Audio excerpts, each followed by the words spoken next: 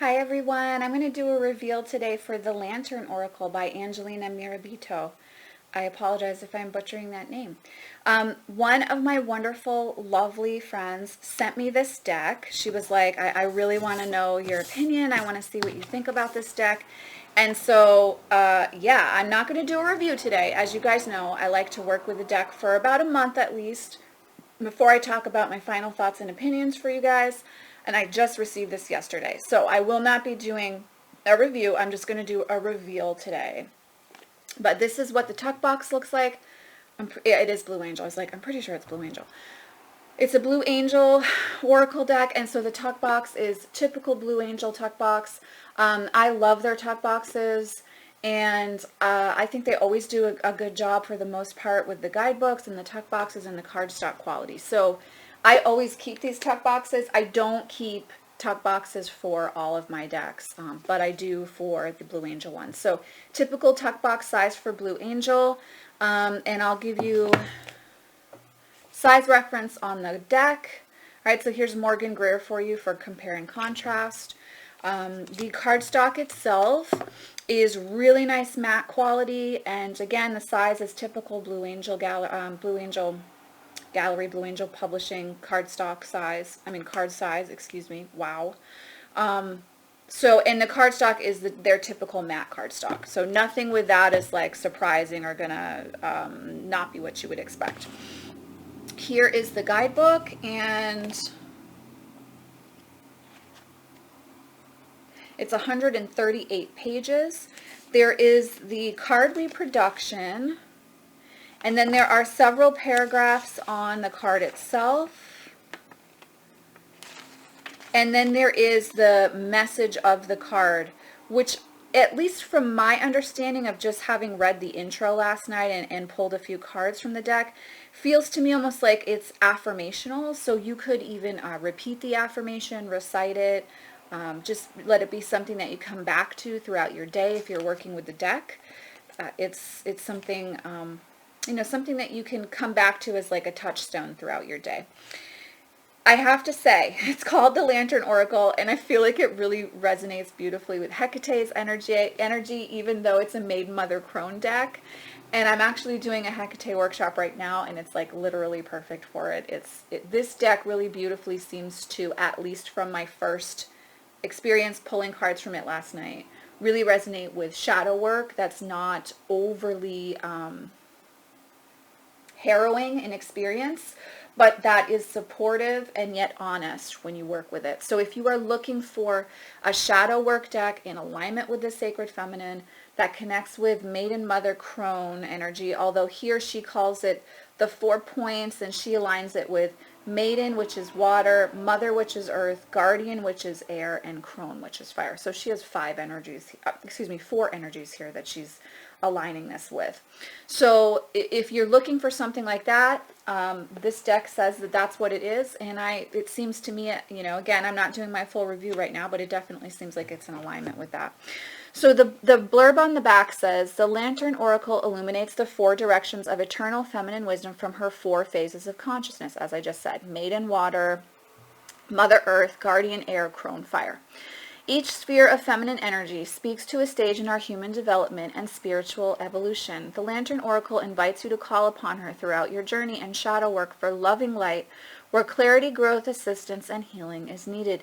May it bring you much insight, warmth, and blessing.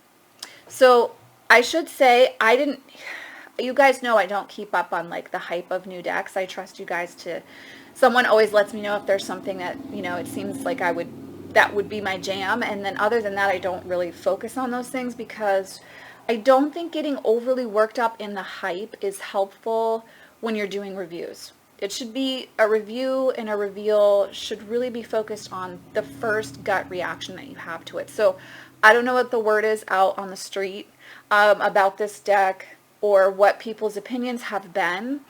I like the guidebook a lot. Again, I haven't read the whole thing, but from reading the introduction, looking at the card spreads, and then pulling a few cards, I like what I've seen so far. So I'm going to show you some imagery from the card deck itself. Now, Some of the artwork I really love. Some of it's not quite my cup of tea, but you may really enjoy it. I think it's beautifully done. It's illustrated by Yuli Alejo. I apologize if I am pronouncing that name wrong. And I believe that she identifies as female, but let me just make sure. She's a Spanish illustrator. Yes, she does. Okay. So, you know, some of it like this is not, you know, not necessarily the computer manipulation. You guys know sometimes I don't love that. So like, that's not necessarily my absolute favorite image, and neither is that one. But this one I absolutely love. And I love that we haven't hidden away from older representations of older female energy and masculine energy as well. I like that, you know, it's not just predominantly young, skinny, white girls that we see. So that's a beautiful thing. I really love that image.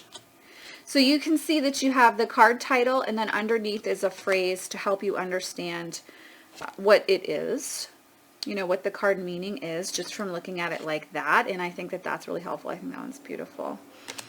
And you'll see the lantern, skeleton keys repeated, these kind of things that I associate with Hecate are showing up here. So it is a really good deck for that. Like this image, the perspective feels a little bit off, like on the dress there, which these are like these minute things that drive me nuts sometimes that I know don't matter to most people. So it's because I grew up with an artist in the house. So I just tend to really like hyper focus on those things, but like this one's lovely. So that's an idea. I won't show you all of them because you guys know I like to leave some of them for you guys to see, but I love, love, love this one. And then there's this image for radical self-acceptance. I don't know if you can see there, but it looks like one of her breasts has been removed. And the card meaning is you are perceived the way you perceive yourself. And I think that that's a really beautiful portrayal of that. I think you definitely get the feel for that, you know. So again, on the whole, the imagery is nice. I think for me, the guidebook seems to be so powerful that even if I wasn't in love with the artwork, I would still be exploring working with the deck. However, I think that there are some really lovely images in the deck as well, which lends itself even more beautifully to really connecting with the deck and working with it. So for me personally, this one is going to be a deck that I'm focusing on working with over the next few weeks, as I just said, personally. So for myself, not necessarily for clients and readings, but for myself. And so I'll be able to do a review by next month.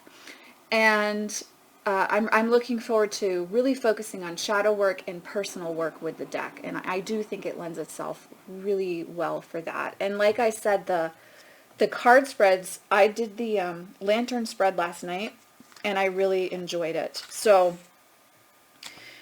and the other thing I meant to say is she does have the guidebook lined up in those 4 phases with the 4 elements. So let me just see if I can find that for you. Yes, so she has it lined up in the phases as well. So you can see, you know, which cards are working in alignment with those elements, those phases, if you were wanting to go through the deck chronologically or wanting to understand which element or phase of the sacred feminine you are interacting with as well, which I think is really helpful, especially if you do want to work ritual into your practice as well. And if you're a spellcrafter too. This is the inside color of the tuck box. You guys know that I always like care about the inside color of the tuck box in Blue Angel decks. So yeah, so that's a reveal and just first thoughts on the Lantern Oracle. I'm so grateful to my wonderful friend who sent this to me, and I'm excited to be able to get back to you guys with my full thoughts on working with the deck. But so far, really lovely energy and really beautiful deck.